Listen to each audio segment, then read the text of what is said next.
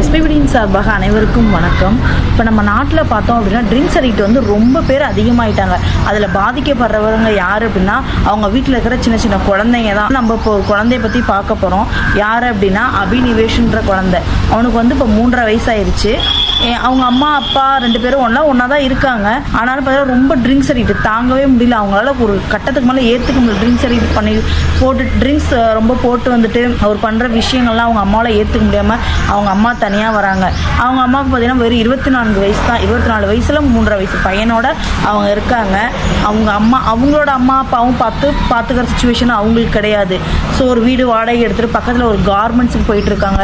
Garments போனால் வெறும் 4 hours போகிறாங்க. ஏன்னா 3.5 வயசு பையனை ஒரு பால்வாடி கொண்டு போய் விடுறாங்க. பக்கத்தில் ஒரு பேபி ஸ்கூல் இருக்குது. அவங்க கொண்டு போய் விட்டுட்டு ஈவினிங் வந்துட்டு இந்த ஒர்க் பார்த்துட்டு ரெண்டுமே அவங்களால மேனேஜ் பண்ண முடியல. ஸோ அந்த மாதிரி குழந்தைகளும் நம்ம நியூட்ரிஷன்ஸ் கிட் வந்து ப்ரொவைட் பண்ணிட்டு இருக்கோம். நீங்களும் வந்து ஹெல்ப் பண்ணணும்னு நினச்சிங்க அப்படின்னா டிஸ்கிரிப்ஷனில் தெரிய நம்பரை காண்டாக்ட் பண்ணுங்கள். தேங்க்யூ.